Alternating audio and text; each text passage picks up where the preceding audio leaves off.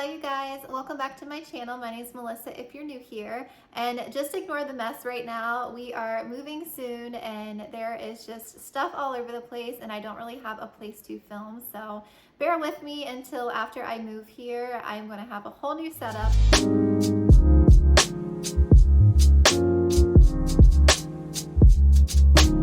In today's video, I want to talk about my Pilea Peperomioides care because I have gotten a lot of interest in my plant and what I've done to make it grow happy leaves. So I'm going to show you the plant up close and kind of talk to you a little bit more about my care and what I have been doing and what's worked for me.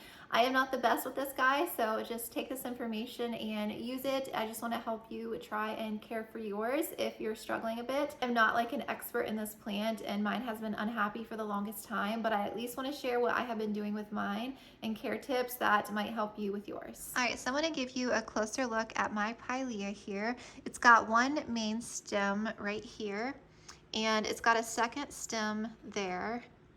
I don't know if you can see. So it's got two stems and then it has a few babies in the mix.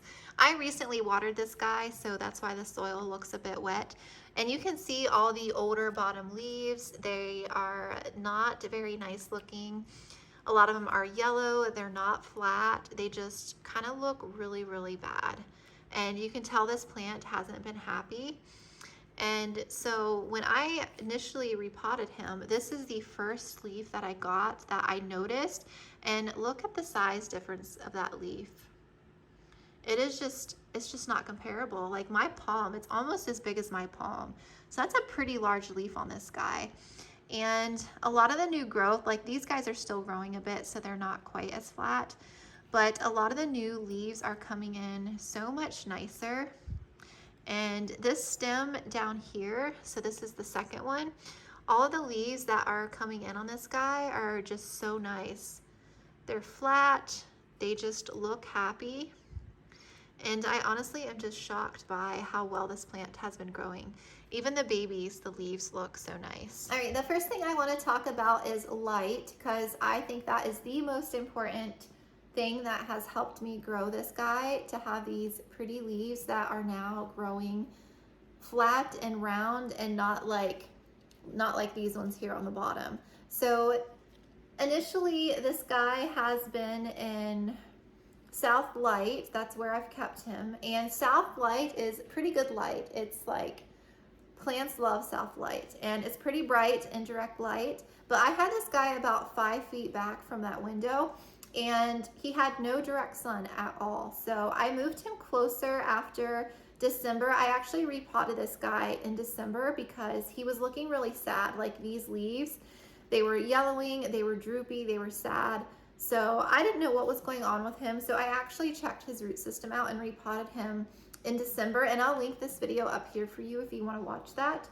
And ever since then, I moved him to brighter light. He still gets that south light, but he's about 2 to 3 feet back. And I honestly think that's the biggest thing that has helped this guy grow.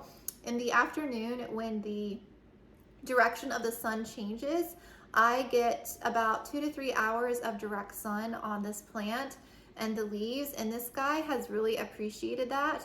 I have heard that these can be picky with too much light and of course not enough light, but I honestly think that 2 to 3 hours is the biggest key to help this guy grow. It's not too much light, it doesn't burn the leaves or anything, but I think it's just enough to get this guy to finally grow some like good looking leaves. The second thing that I want to touch on that I have changed in my care with this plant is water.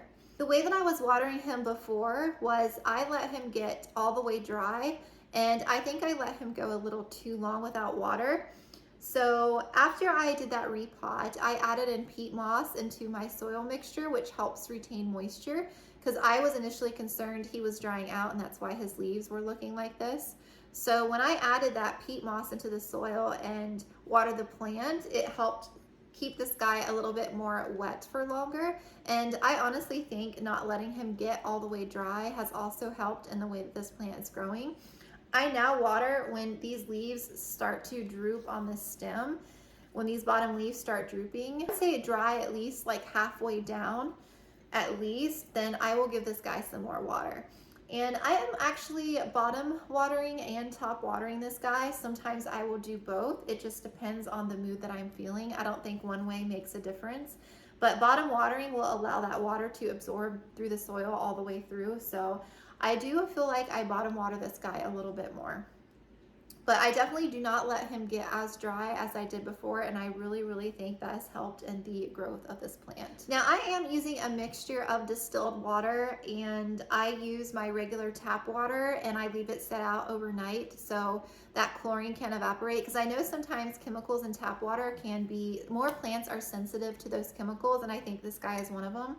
So if I don't have distilled, then I will use my tap water to water this guy, but I just make sure to leave it out overnight so some of that chlorine can evaporate. The next thing I want to talk about is that soil mixture that I used when I repotted him.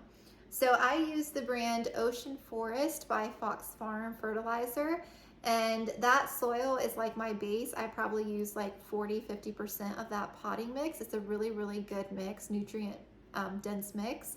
And I add in usually like 20% of perlite and orchid bark. I just mix it together, and maybe like 10% charcoal.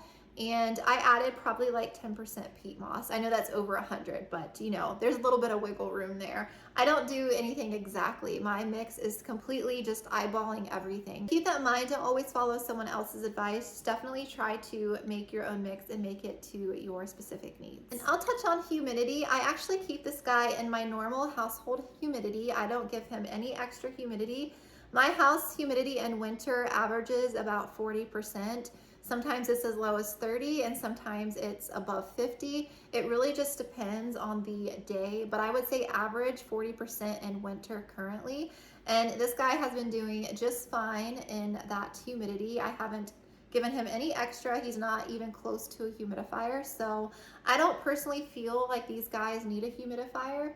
I'm not saying that a humidifier wouldn't help, because it probably would. A lot of tropical plants love that humidity. But I have been giving this guy no extra, and he's been doing just fine. Oh, and one more thing I wanted to point out is don't forget to rotate your plant, because these guys tend to grow towards the light. So they will lean and get lopsided if they are just facing one direction. So you want to make sure that you're rotating your plant so that each side will get sunlight. That is very important too. But yeah, I wanted to keep this video really short for you guys and just have some care tips out there in case anyone is looking and wanting to know what has helped people with their plants.